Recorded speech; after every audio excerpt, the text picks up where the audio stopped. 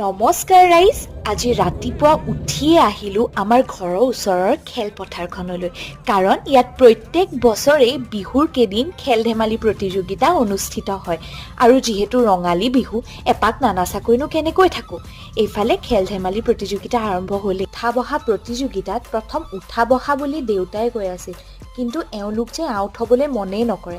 সেইবাবে টেবুল চকী বুলি ময়ো অলপ ক'লোঁ, কিন্তু নাই, এওঁলোক আউটেই নহয়। সেইবাবে মায়ে এইফালে ঢোলটোকে কোবালে।